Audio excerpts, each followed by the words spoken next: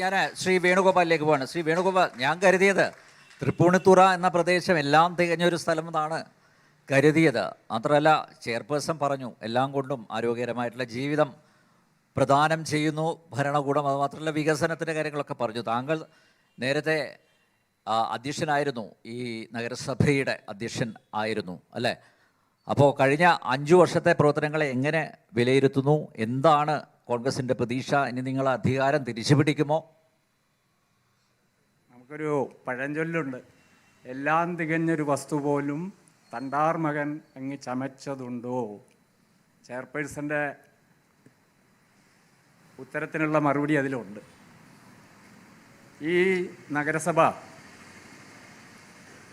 80-ൽ ജനകീയ സഭ അധികാരത്തിൽ വന്നതാണ്. തുടർച്ചയായി 30 വർഷക്കാലം ഇടതുപക്ഷ ഭരണം തുടർച്ചയായി ഉണ്ടായ ഒരു നഗരസഭയാണ്. കേവലം ഒരു 10-15 കാലഘട്ടത്തിൽ മാത്രമാണ് UDF ഈ നഗരസഭയ്ക്ക് നേതൃത്വം കൊടുത്തത്. ആ നേതൃത്വം കൊടുത്ത 5 വർഷം ഈ നഗരസഭയിൽ എടുത്തുയർത്തിക്കാട്ടാവുന്ന 42 വൻകിട പദ്ധതികളുണ്ട്. ഇവിടെ ബഹുമാനപ്പെട്ട ചെയർപേഴ്സണും എൻ്റെ പ്രിയ സുഹൃത്ത് ബാബുവും പറഞ്ഞ Kannamkulangara shopping mall. Kannamkulangara shopping മാളിന് 90-ൽ സ്ഥലം എടുത്തതാണ്. 90-ൽ അന്ന് 8.5 ലക്ഷം രൂപ കൊടുത്ത് വാങ്ങിച്ച സ്ഥലമാണത്. 95-ൽ വന്ന ഭരണസമിതി അവിടെ ഒരു ഓഡിറ്റോറിയം ഉണ്ടാക്കാൻ 26 തൂണ് പണിതിട്ടു. ആ തൂണ് 2010 വരെ അങ്ങനെ നിന്നു. അതിൽ ആ തൂണ് പണിയാൻ, ആ ഓഡിറ്റോറിയം പണിയാനുമൊക്കെ അന്നത്തെ കാലഘട്ടത്തിൽ സ്മോൾ ആൻഡ് മീഡിയം ടൗൺ പദ്ധതികളിൽ കേന്ദ്രം 45 ലക്ഷം രൂപ അനുവദിച്ചതാണ്. അതിൻ്റെ ഫസ്റ്റ് ഗഡുവ് സംഖ്യ മേടിച്ച് ആ ഓഡിറ്റോറിയം പണിയാനുള്ള 13 തൂണ് വാർത്തതൊഴിച്ച് വെച്ചാൽ അവിടെ വേറൊരു പ്രവൃത്തിയും അതിനുശേഷം വന്ന 3 ഭരണസമിതികളും ഒന്നും ചെയ്തില്ല. ആ മാളുണ്ടാക്കാൻ എൻ്റെ ഭരണ നേതൃത്വം വരുമ്പോൾ വളരെയേറെ പ്രതിസന്ധികൾ അവിടെ. ഈ കേന്ദ്ര ഗവൺമെൻറ് കൊടുത്ത ഈ പൈസ ഒരു ഗഡുവ് അവിടെ ചിലവാക്കിയിട്ട് തുടർ പ്രവർത്തനം എന്തുകൊണ്ട് നടത്തിയില്ല? അതിങ്ങനെ ഓഡിറ്റ് ഒബ്ജക്ഷനായും സർക്കാരിൻ്റെ കുറികളായും ഇങ്ങനെ നൂലാമാലകളിൽ കെട്ട ഫയലിങ്ങനെ ഇരിക്കുകയാണ്. ഞാനതൊന്ന് കെട്ടഴിച്ചെടുക്കാൻ 3 കൊല്ലം എടുത്തു. കാരണം ഈ ഇൻവെസ്റ്റ് ചെയ്ത ഫണ്ട് ഇങ്ങനെ ദുർവ്യയം ചെയ്യാൻ പൊതുനികുതിയായത്. ഒരു ഗഡുവ് മേടിച്ച് കേന്ദ്ര സർക്കാർ പൂർണ്ണമായും ആ പദ്ധതിക്ക് വേണ്ട പണം അനുവദിച്ചിട്ടും എന്തുകൊണ്ട് ഇത് ഉപയോഗപ്പെടുത്തിയില്ല?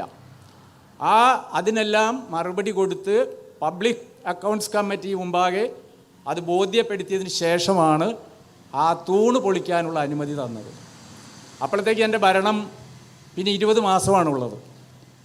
ആ സമയം കൊണ്ട് കേരളത്തിലെ ഏറ്റവും പ്രമുഖനായ ആർക്കിടെക്ചർ ഗോപകുമാറിനെ കൊണ്ടാണ് അന്ന് ഞാൻ ആ മാളിന് വേണ്ടി ഡിസൈൻ ചെയ്യുന്നത്. ഡിസൈൻ ചെയ്യാനും ബുദ്ധിമുട്ടുണ്ട്. കാരണം നമ്മുടെ സർക്കാരിൻ്റെ പാനലിലുള്ള ആർക്കിടെക്റ്റ് അല്ല അവർ. അപ്പോൾ അതിന് പ്രത്യേക സാങ്ഷൻ വേണ്ടി വന്നു. ആ പ്രത്യേക സാങ്ഷൻ മേടിച്ചുകൊണ്ട് അവിടെ മാള് മാത്രമല്ല, അതിൽ മൾട്ടിപ്ലക്സ് തിയേറ്ററാണ്.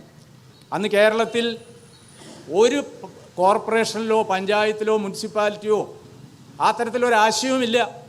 അപ്പോൾ നമ്മളൊരു പരീക്ഷണം എന്നുള്ള നിലയിൽ ഒരു പുതിയ മുഖം, കാലത്തിനനുസൃതമായ മാറ്റം നഗരസഭകളിൽ ഉണ്ടാകണം, ഒരു ആധുനിക മുഖം ഉണ്ടാകാൻ വേണ്ടിയുള്ള തയ്യാറെടുപ്പിലായിരുന്നു.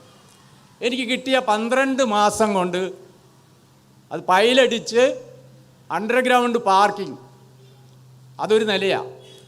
ഏതാണ്ടോ 60ഓളം വണ്ടികൾ അതിൻ്റെ അകത്തിടാം. ഗ്രൗണ്ട് ഫ്ലോർ ഒരു ഫ്ലോറ്, ഫസ്റ്റ് ഫ്ലോറ്, പിന്നെയുള്ളത് ഒരു ഫ്ലോറും മൾട്ടിപ്ലക്സ് തിയേറ്ററിൻ്റെ പണിയാണ്. എൻ്റെ ഭരണസമിതി ഒരു 6 മാസം കൂടി ഉണ്ടായിരുന്നുവെങ്കിൽ ഞാനത് പൂർത്തിയാക്കി ഉദ്ഘാടനം ചെയ്യപ്പെട്ടേനെ. ഇവിടെ സൂചിപ്പിച്ചതുമാതിരി ആ സംവരണ പ്രശ്നങ്ങളൊന്നും ആ മാളിൻ്റെ അനുമതിയുമായി വരുമ്പോൾ നമുക്ക് അത്തരം പ്രശ്നങ്ങളില്ല. നമ്മൾ സർക്കാർ അനുമതി തന്നിട്ടുള്ളതാണ്. അതൊക്കെ പിന്നെ ക്ഷണിച്ചു വരുത്തിയ ചില വിഡ്ഢിത്തരങ്ങളാണ്. ഭരണപരമായി അത്തരം കാര്യങ്ങളിലുള്ള വിവരമില്ലായ്മ അത് ക്ഷണിച്ചു വരുത്തിയതാണ്. നമുക്കതെല്ലാം തരണം ചെയ്ത് കൃത്യമായി ഇപ്പോൾ ഇവിടെ 8 അല്ല 10 കൊല്ലം മുമ്പ് തന്നെ ആ ആൾ കൊടുക്കാമായിരുന്നു. മൾട്ടിപ്ലക്സ് തിയേറ്റർ ഡിമാൻഡുള്ള ഇപ്പോഴും ഡിമാൻഡുള്ളതാണ്. ഷോപ്പുകൾ ഡിമാൻഡുള്ളതാണ്. നിരവധിയായ ആളുകൾ ആ കാലത്ത് തന്നെ വലിയ ഡിമാൻഡായി വന്നതാണ്. ഇവിടെ സൂചിപ്പിച്ചത് മാതിരി 150 കോടി അതിൻ്റെ നഷ്ടം ഇന്ന് കണക്കാക്കിയ ഓരോ കൊല്ലവും 12-13 കോടി രൂപ വീതം ആ ഒരു മാളിൽ നിന്ന് മാത്രം ഒരു നഗരസഭയ്ക്ക് ആലോചിക്കാൻ പറ്റില്ല. അതുപോലെ തന്നെയാണ് പോളക്കുളം മാള്. പോളക്കുളം മാളല്ല, ഞാൻ ഓഫീസ് ഷോപ്പിംഗ് ഓഫീസ് കോംപ്ലക്സ് ആയിട്ടാണ് ഡിസൈൻ ചെയ്യുന്നത്. അവിടെ ഒരു ബാർ ഉണ്ടായിരുന്നു. ആ ബാറുകാരനെ പുറത്താക്കി ഞാൻ താക്കോല് വാങ്ങിച്ചു. ആ താക്കോല് വാങ്ങിച്ചതിന് ശേഷം ആ കെട്ടിടം പൊളിക്കാൻ അതിൻ്റേതായ പ്രൊസീജിയർ പൂർത്തിയാക്കി ഓഫീസ് കോംപ്ലക്സ് ഉണ്ടാക്കാൻ ഇതേമാതിരി ഗോപകുമാറിനെ കൊണ്ട് ഡിസൈൻ ചെയ്യിച്ച് 50,000 സ്ക്വയർ ഫീറ്റുള്ള ഒരു വലിയ ഓഫീസ് കോംപ്ലക്സും അതിനോടനുബന്ധിച്ച് മുനിസിപ്പാലിറ്റിക്ക് അധികാര മാറ്റം ചെയ്ത 13 ഓഫീസുകളുണ്ട്. ആ ഓഫീസ് ശൃംഖലയും അവിടെ വരണം. അങ്ങനെ ആഗ്രഹിച്ച് തൃപ്പൂണിത്തുറയ്ക്ക് അനുയോജ്യമായ ഒരു ഓഫീസ് കോംപ്ലക്സാണ് നമ്മൾ തീരുമാനിച്ച് കൗൺസിൽ അംഗീകരിച്ച് സ്ട്രക്ചറൽ പ്ലാൻ വരെ ആയതാണ്. അത് ഈ വന്ന ഭരണസമിതികൾ അതിന് മാറ്റം വരുത്തി. നമുക്ക് ഇവിടെ ആണ് തൃപ്പൂണിത്തുറയുടെ ഓഫീസ്. ഒരുപാട് അസൗകര്യങ്ങളുണ്ട്. ഈ മാള് എന്ന് പറഞ്ഞ് ഇവർ ഈ പ്രസ്ഥാനം തുടങ്ങിയപ്പോൾ ഞാൻ അന്ന് ചെയർപേഴ്സണായിരുന്നവരോട് വ്യക്തിപരമായി ആവശ്യപ്പെട്ടു, നിങ്ങൾ വിഡ്ഢിത്തരത്തിലേക്കാണ് പോകരുത്. അപ്പോൾ പാർട്ടി തീരുമാനമെന്ന് പറഞ്ഞു. യെസ്, ഓക്കെ, അതവിടെ കിടക്കട്ടെ. ഞാനിങ്ങനെ നമ്മുടെ തണ്ണീർച്ചാൽ പാർക്കുണ്ട്, 12 ഏക്കർ വെള്ളവും ഭൂമിയും കൂടിയാണ്. BPCLൻ്റെ സഹായത്തോടു കൂടി നമ്മളത് പണിതതാണ്. അത് പ്രതിമാസം 3 ലക്ഷം രൂപ വാടക നമുക്ക് കിട്ടിക്കൊണ്ടിരുന്നു പ്രതിമാസം. ഏതാണ്ട് 4-5 കൊല്ലക്കാലം അതങ്ങനെ നന്നായി റൺ ചെയ്തു. കഴിഞ്ഞ ഈ 3-4 കൊല്ലമായി അത് വെന്റിലേറ്ററിലാണ്. വരുമാനം നഷ്ടപ്പെട്ടു. എന്താ കാരണമെന്നും ജനങ്ങളോട് പറയണ്ടേ? ഓരോ കാലഘട്ടത്തിലും ഇത്തരം സ്ഥാപനങ്ങളൊക്കെ നവീകരിച്ചും ജനങ്ങൾക്ക് ആവശ്യപ്രദമായും അതിനൊരു പുതുമയുണ്ടാക്കിയും അത് മുമ്പോട്ട് പോകേണ്ടതാണ്. ആ പ്രോജക്റ്റ് വെന്റിലേറ്ററിലാണ്.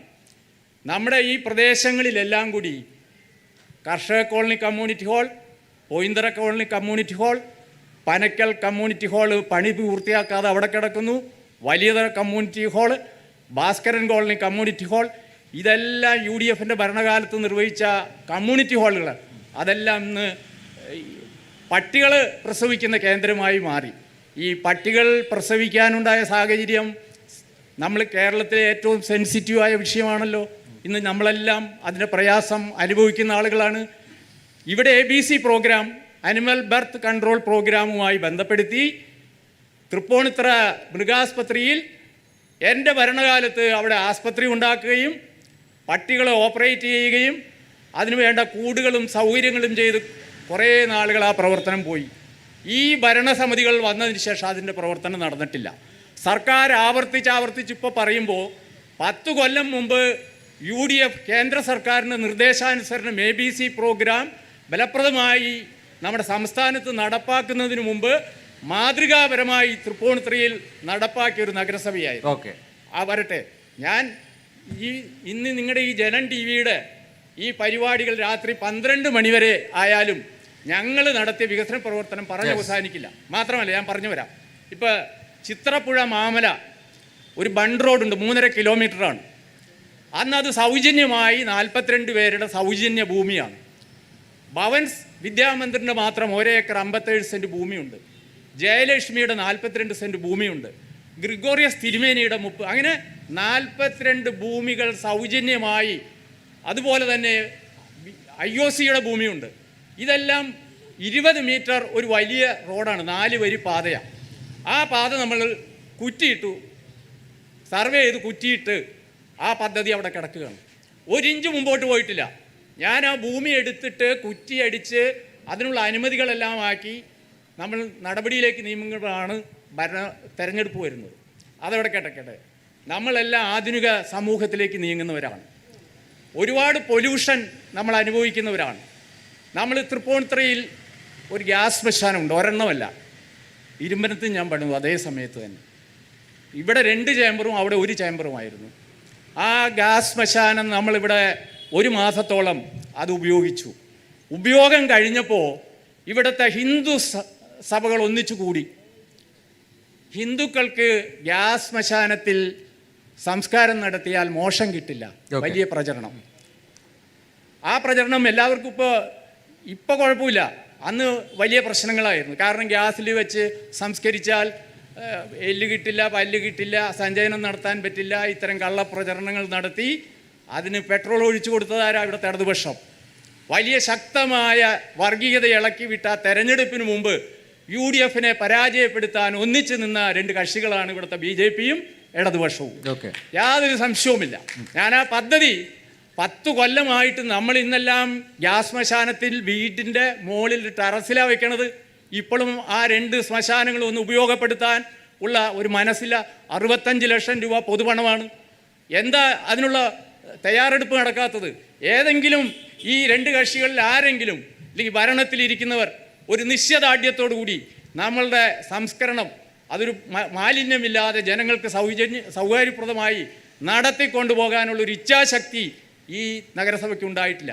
ഇപ്പോൾ പുതിയ ഗ്യാസ് ക്രിമിറ്റോറിയം നിർമ്മിക്കാനാണ് ഇപ്പോൾ ശ്രമം നടത്തുന്നത്. ഈ നിലവിലുള്ള ഈ 2ഉം ഉപയോഗിക്കില്ല എന്ന് പറയുമ്പോൾ അതിൻ്റെ പുറകിൽ എന്താ അതിൻ്റെ ഉദ്ദേശം? സതുദ്ദേശമല്ല. മാത്രമല്ല, ഇവിടെ ചെയർപേഴ്സൺ തുടക്കത്തിലേ പറഞ്ഞു, ഈ 5 കൊല്ലക്കാലം ഞങ്ങൾക്ക് വികസനമല്ലായിരുന്നു ലക്ഷ്യം, കോവിഡിനെ നിന്ന് ജനങ്ങളെ സംരക്ഷിക്കുകയിലായി. നമുക്കറിയാലോ, അവസരത്തെ ഈ സർക്കാർ അഴിമതിയാക്കി മാറ്റി. നിരവധിയായ ആരോപണങ്ങളാണ് ആരോഗ്യമന്ത്രിക്കെതിരെയും ഈ ഗവൺമെൻറ്റിനെതിരെയും കോവിഡുമായി ബന്ധപ്പെട്ട് സംസ്ഥാന സർക്കാർ വലിയ പ്രതിരോധം തീർക്കേണ്ടി വന്നു അഴിമതിയെക്കുറിച്ച്. ഗ്ലൗസ് വാങ്ങിയതിൽ, ഗൗൺ വാങ്ങിയതിൽ, കയ്യുറ വാങ്ങിയതിൽ, ഇങ്ങനെ തൊട്ട് കോവിഡിൻ്റെ വാക്സിൻ വരെ അഴിമതിയിൽപ്പെട്ട് അവസരമാക്കി മാറ്റിയ ഒരു ഗവൺമെൻറ്റും ഒരു പ്രസ്ഥാനവും ഇടതുപക്ഷം. ഓക്കെ ഏതായാലും വികസനം, മുരടിപ്പ്, അഴിമതി എല്ലാം വളരെ സജീവമായിട്ട് ഇവിടെ അവതരിപ്പിക്കപ്പെട്ടു. മാത്രമല്ല, ഇതിലിപ്പോഴും പരാധീനതകളുടെ നടുവിലാണ് തൃപ്പൂണിത്തുറയിലുള്ളവർ ജീവിക്കുന്നത്.